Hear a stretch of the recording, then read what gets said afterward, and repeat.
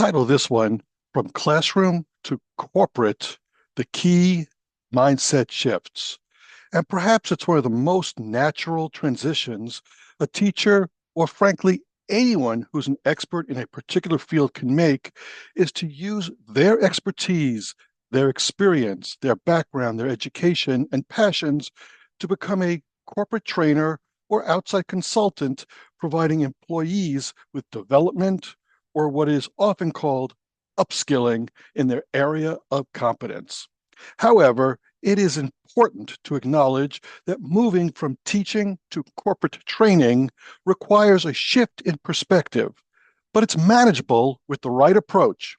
It is not as simple as announcing that you are a great teacher and now you're ready to be a great trainer, and then sitting back waiting for the flood of job offers to come rolling in. It just won't happen that way. It does require a shift in paradigms and a refining of skills that you have honed in the classroom and now seek to use in business. Hello, I'm David Zahn of OK, Now What? And I'm glad you have joined me in this live stream. Ordinarily, I ask whether you are viewing this live or on the recording. However, this time I had to pre-record it as I am on a client assignment that conflicts with the time I would ordinarily be live streaming.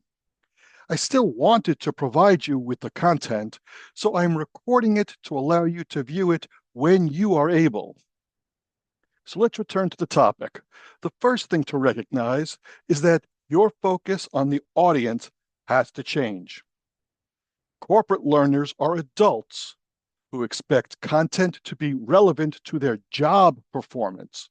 The focus is on need to know information. If you cannot point out how the content will do one of the following, it's likely you will not position yourself well with the hiring person or the team or the executives that are coming to rely upon you. So I'll give you 5 things to think about. There are plenty more, but let's start with these 5. Will your training lead to more revenue? Does it help increase profit? Can it reduce costs? Does it eliminate accidents or improve safety in some way? Will it shrink the time to complete a job task?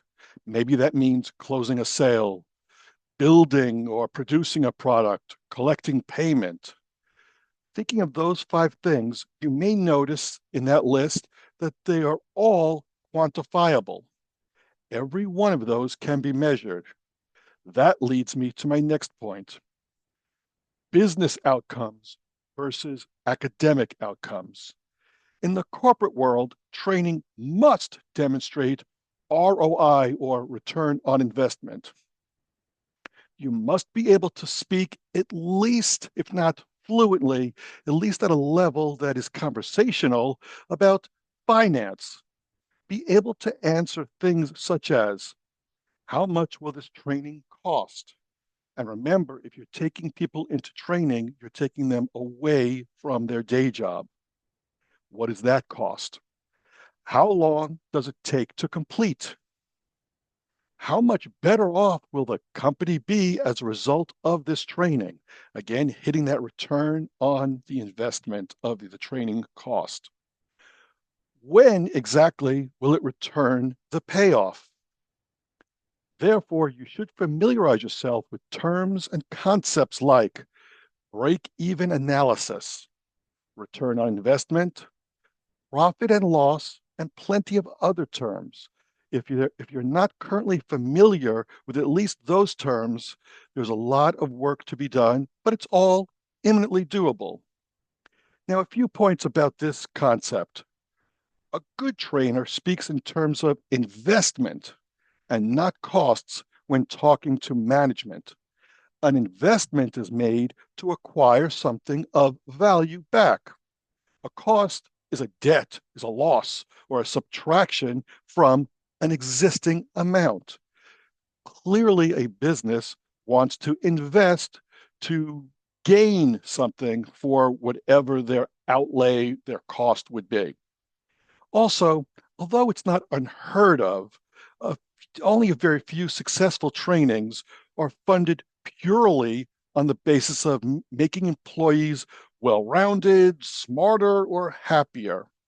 If training is not tied to a business result, it rarely will be approved.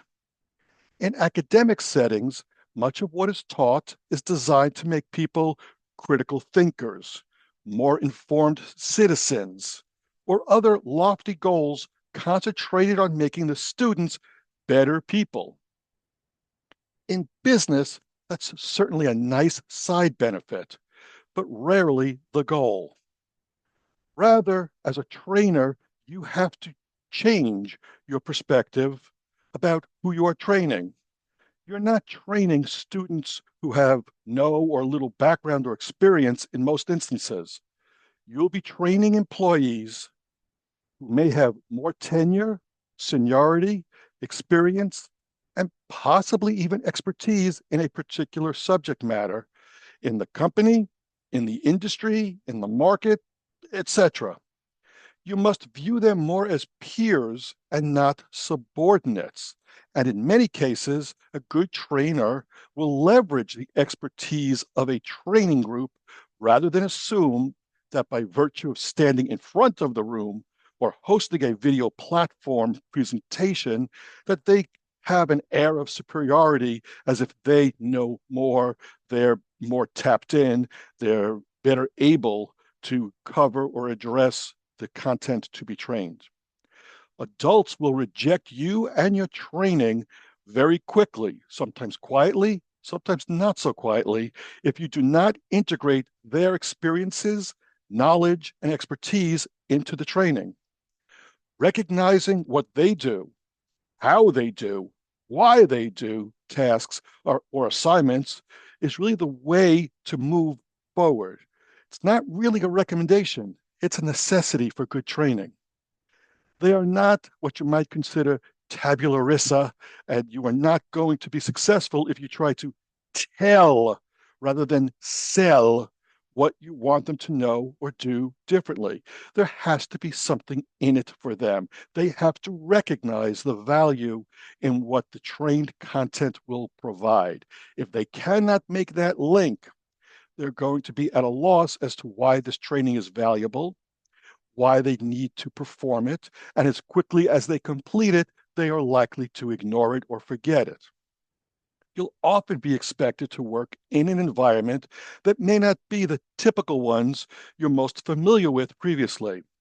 That might mean online asynchronous, so people can take the training when they choose, not necessarily as part of a group or a class. Sometimes it means doing things in small groups as opposed to everybody with this job title or everybody in a particular geography goes through the same training. I've often heard that referred to as sheep dipping as a training, where everybody gets the same training regardless of their exposure, experience, requirements to use that content back on the job. Sometimes it means a virtual facilitation. These are all possibilities, and there are hybrids and many others that in combination may form the kind of training you'll be expected to complete. Also, be cognizant of the fact that while your job is to be a trainer and you do it perhaps 40 hours a week, the people you will be training have other jobs that do not include as part of their job description attending or participating in training. Unlike school age students whose day is filled with going to school and attending classes, employees are having to find or make time to attend, and that time removes them from their role and mission in the organization. It had better be well worth it for them to attend or participate. Businesses would prefer not to take people away from their work and, if possible, want to opt for just in time or on the job performance support training, meaning potentially a short video, a flow chart of process steps, maybe it's a table, if this, then that, or other visual or text explanations job aids, if you will, that an employee can reference while doing their job. They don't want to have to take the time to refer to a training manual or other resource that requires them to leave their current position in their job or to do something that interferes with the flow of their workday. Given that training interrupts their day job, you'll also have to do yourself and the organization a favor by doing things correctly. If you insist on doing things as you would have done as a schoolroom teacher, you're likely to find it will not succeed. I'm certainly available to help you learn more about corporate training and how to make this transition work for you. Businesses are going to admire and appreciate what you can provide to them as a facilitator, a designer, developer of content, but they're going to ask you to do this in a way that helps them in their pursuit of achieving a business goal. Love to help you further learn about this transition and how you can take the appropriate steps to make it happen. Good luck.